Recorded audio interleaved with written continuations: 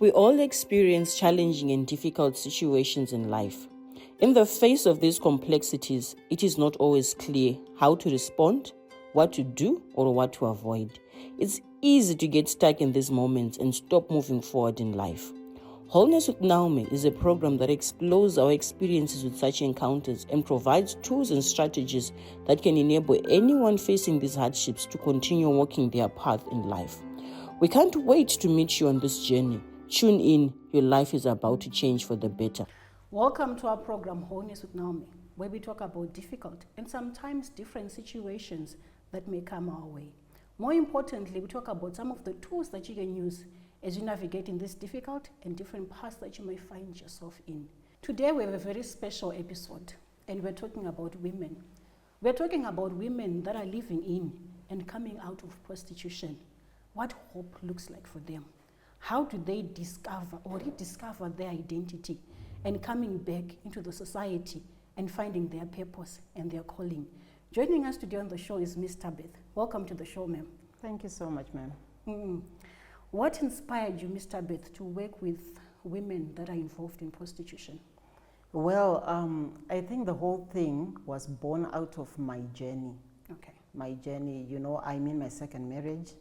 So in my first marriage, things did not go on the way I thought they would go.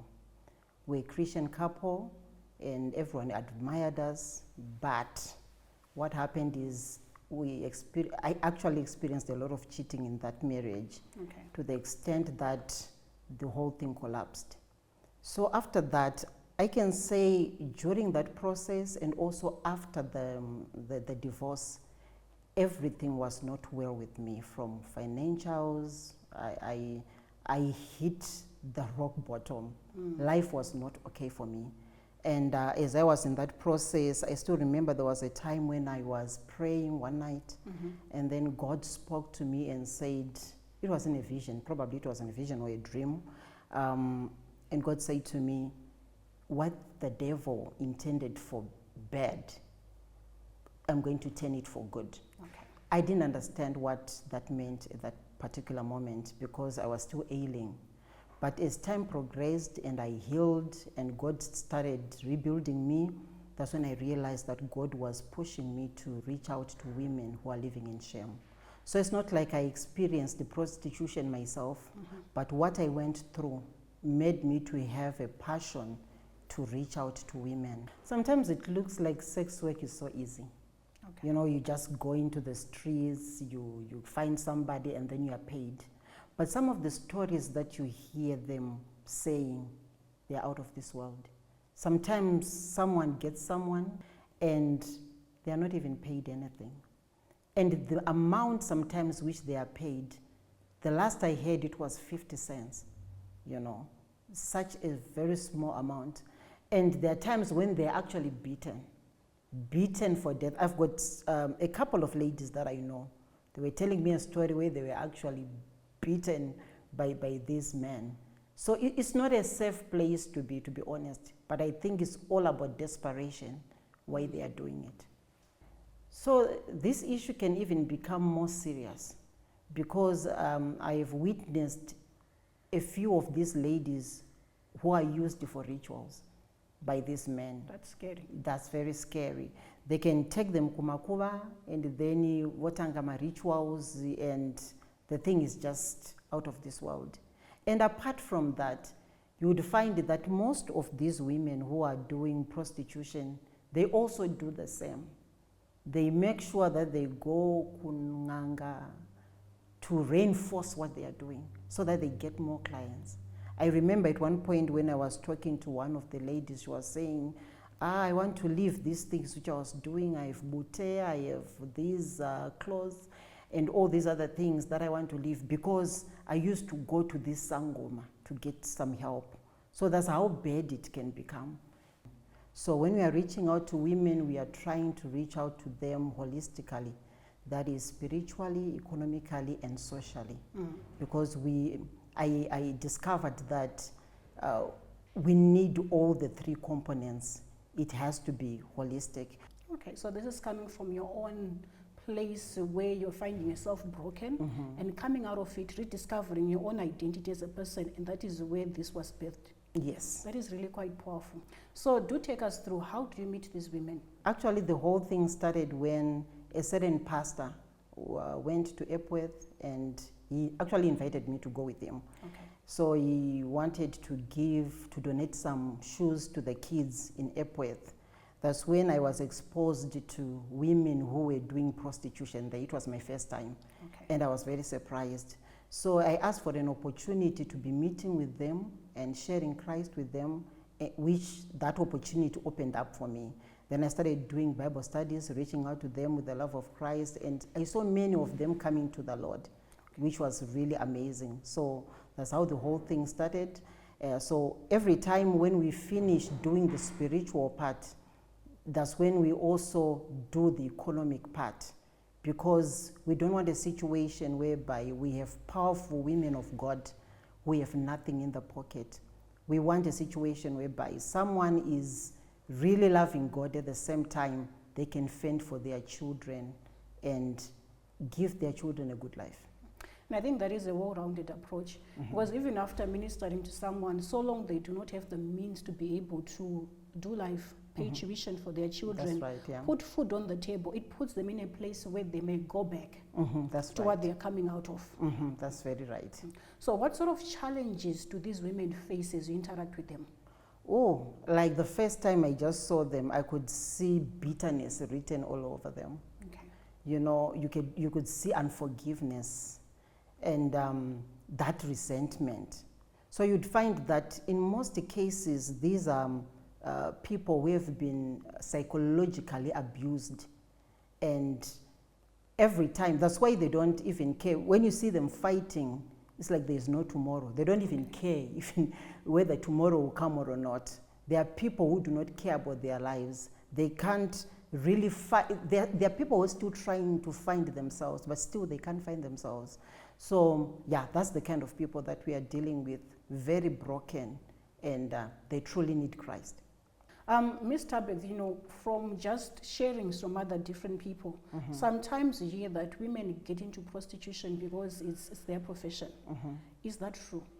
Well, what I can say is most of them, they got into prostitution not because they really wanted to, but there are circumstances that pushed them to do that. Most of the times when I'm talking with them, I've realized that their stories are the same. Some, they are coming from abusive marriages. Some, they were raped before. So, and also the major aspect that I saw personally is that they were just housewives in this marriage. And then this husband then decided to leave them for another woman. And then what happens is, since they don't have a source of income, they just get into the streets. I recall a story of a certain lady who was telling me that after the husband went away, she started staying with a friend. And as she was staying with a friend, the friend was doing sex work. Okay. So she saw her coming in every night with different men, making a lot of money then, making a lot of money. And then she was like, wow, I could as well join in and do the same. So that's how she started. So when she was narrating the story, I could see that it's because of desperation. They don't have anything. So this is the only way out. Some of them, they don't even have skills. Some of them, they are uneducated. So you can't think that person would find a job or do something that is meaningful in life. So this is the easy way out for them. Okay. Yeah. So from your sharing, this is coming from a place of brokenness through different ways. It could be one was in marriage, Yeah. or even one was a girl child, faced abuse. Yes. And they're trying to go through life. The hurts, the pains, the unresolved hurts and pains sometimes leads them to that. Yeah. Especially where you're saying that, you know, one met someone and they initiated them into that because that is what was available for them to be able to find something to do. That's true. I want to understand, Ms. Tabeth, Yeah. where we talk about prostitution, you know, we talk about the aspect of identity. How does it cause one to lose their identity? Wow, I would say it's the pressure of life. Okay. You know, when life really pressures you, you get to a point whereby you are trying to find yourself and you can't find yourself. You know, there's times when things have happened, and the things that you used to hold so valuable in your life, you no longer understand what's going on. So let me try to paint a picture here. There are people who have got their values, you know, in life. Whenever now they are faced with such situations, they end up like, no, this is not it. I still remember there was a time in my life when I doubted God himself, to say, if God is there in heaven, why is it he allowed me to go through this? And I believe that is the same thing with these women. They get to that place where they are feeling like there is no God in heaven. Things are not supposed to be like this. When I just also think of, you know, even young children, Mr. Beth, I also have daughters as well. When you ask them about what you want to be when you grow up, they talk about big professions. Yeah. They talk about, I want to be an air hostess, I want to be a chef, I want to be a pilot, I want to be a doctor. Rarely do you find a child saying that I want to be a sex worker. This is because, you know, these women, they've undergone through so much hurt. They've undergone through so much pain. And we label them, and sometimes we put them out of the society, sometimes unknowingly, and they're left stranded. And that seems like that's the only way from your sharing that they have to be able to come out and make it in life. And from your sharing, you know, this is just to be able to survive. It's not even for, I want to be wealthy, I want to be rich, No. just to be able to survive in life. And I think it puts even a lesson for every one of us, you know, to be able to empower the girl child such that she's able to fend for themselves. Let's take a short break, viewers. Do join me in the next segment as we discuss and touch on how one is able to come out of such a place and be able to redeem their identity and their self-worth. Thank you.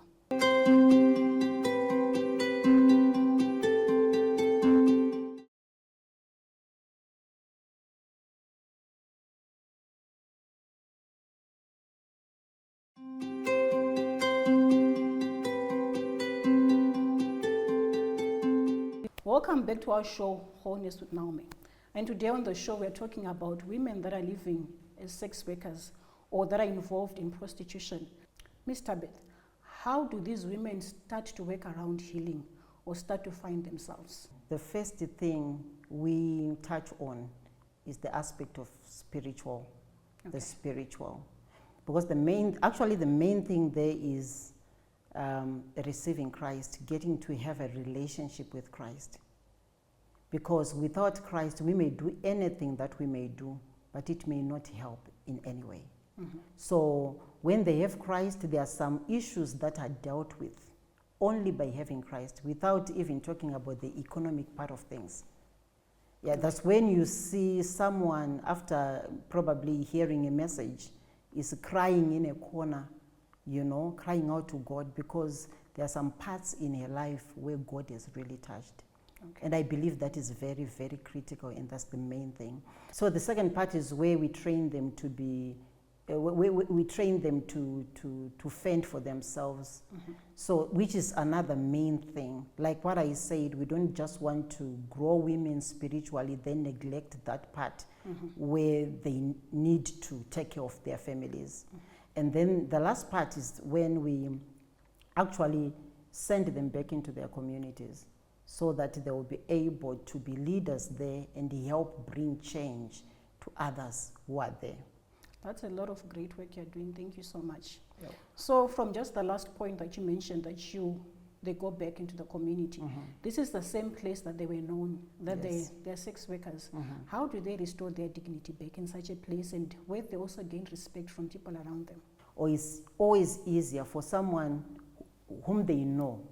You know, it's like they knew her as a prostitute, and now she's coming back empowered, not only spiritually, but economically as well. They can actually see change. Even before they open their mouth to say, we've been transformed, they can actually see the transformation. So that is the main thing. So the moment they open their mouth to say, this is it, it's very easier for people to understand and get to grasp everything they will say, and they would love definitely to change, because they would have seen real transformation. Okay. Are there cases where others relapse? There are times when you start the process with someone and you think, oh, we are moving, and then all of a sudden they go back. Okay. But there are also cases whereby you start the process with someone And you'll be surprised, they make it. Okay. So what continues to push us to do it is those few stories of those who have really been transformed. Okay, that's really good. Yeah. But are there any steps or measures that one can put in place for them to actually, continue walking the journey to healing? Yes, what we do is we have different mentors who helps them in the process. Our ministry is not like hit and run, Okay. whereby we meet someone today and tomorrow we say goodbye. Mm-hmm. So this is a lifelong relationship that we build with these women. We want them, so when we start the spiritual part, we really move with them.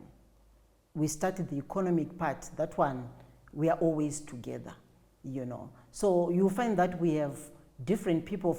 I personally have different people spiritually or economically that are there where I can send different ones to say you can help this one, you can help this one, depending on the situation. So we also try to identify what they are good at. Okay. We try to expose them to different skills like sewing, baking, some they're into catering, yeah. We try to do all these things so that at least they have something to do. We realized that not all of them are business people. Mm-hmm. So if there is need for them to go to school, we urge them to go to school. Okay. Yeah. If they are good at entrepreneurship, we give them skills on how they can be better entrepreneurs. That is what is important. You also spoke about having mentors for these women, Mm-hmm. where you put mentors that help them walk this journey. Is there any way that you select based on compatibility? How do you do that process? Well, like when I see someone, let's say someone is good with baking. Mm-hmm. So we just find somebody who is in that field already. Okay. And then we assign that person to that individual. Okay. Yeah. And how forthcoming are the mentors? These are women that are coming with a label in a way. Mm-hmm. How receiving are they of these women?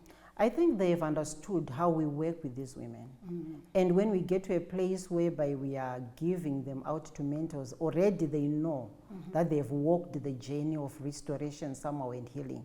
Mm-hmm. So they know that we don't just assign to mentors, just like that. We wait until you are ready for that. Okay. Yeah. It sounds like there is a lot that's involved in the work that you do, There where is. you start from identifying the women, working with them, till they eventually are able to stand on their own. Sure. Our main thing is we don't want to leave them. Probably when they get to the social part, we are a bit comfortable because we know they can bring change. When you see someone bringing change in the economy, the community, then you are sure that that person can really move on without any one of us. Something that I also just want to highlight to our viewers, where we see one operating as a sex worker or involved in prostitution, this is a behavior that we're seeing. But this behavior is emanating from a place where deep needs, either from a level where they were a child or an adult, were not met. And these deep needs that we're looking at are issues such as acceptance, issues such as self-esteem, self-worth, and even significance as a person. It is a journey. One may fall back, but what is important is that they are able to work through the issues where they begin to see that, their significance as a person is not dependent upon someone validating them, but it's an internal work. And this is a journey that takes sometimes longer. But when one is committed and embarks on the journey, and as what Ms. Tabitha was sharing, there are mentors that are there that walk with them, that guide them. It helps one to be able to continue in their path. Let's take a short break. Do join me in the next segment. Thank you.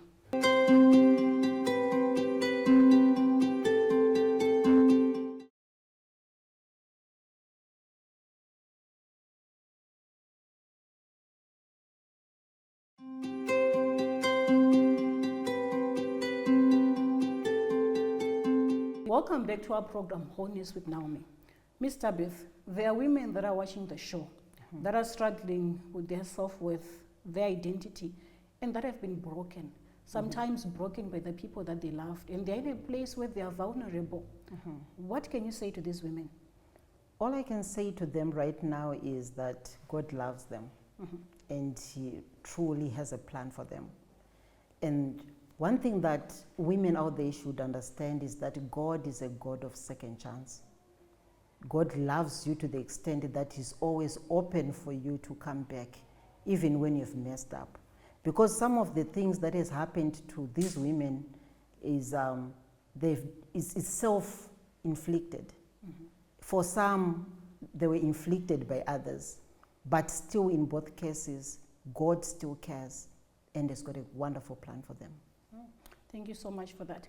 I'm just looking also at a case where, surrounding us within the communities, there are churches that are there, and they provide support to different people around. What role can the church play in supporting these women to be able to come back? I would say the church should love them. Okay. The church should love them. Why? Most of the times I've realized that the church has become a place where people are condemned. We expect those who are flawless at church. That's the main problem that we are facing in churches today. But if we would come up with a way or a system whereby these women have got a place. Let me tell you something. At one point I was talking to these women in Epworth and I was saying, hey, you guys, you should belong to a certain church. Do you know what they said to me? They said, we can't go to churches because people, they condemn us. People, they don't love us. And they said, why can't you open a church for us here in Epworth? Because they felt accepted in your group. Exactly. So I'm thinking that it's better for churches to understand that a church is a place of healing. So you can't expect everybody to be well. So if they can have a system whereby they have these women and they go through a process with them until they are totally healed. Mr. Beth, this was very insightful.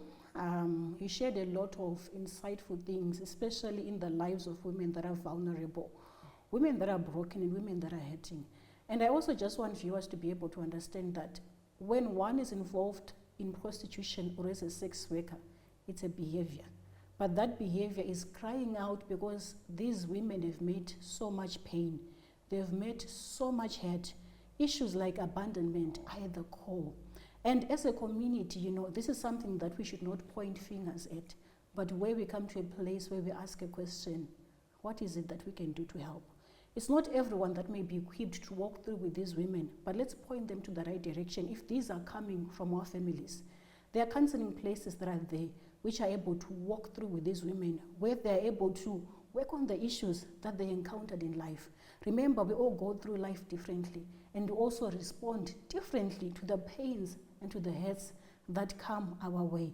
Let's point out to them where you are able to even pay or finance one to be able to go for counseling. Let's do that. That is how we are able to cover and be able to restore dignity to these women. If you're a woman right now who's involved as a sex worker or in prostitution and would want to come out of this place, there's a number that's appearing on the screen right now to get in touch, and we should be able to point you into the right direction for you to be able to receive the help and to start your journey of healing and restoration. Do join me in the next episode, but in the meantime, let's continue on Wholeness. Thank you.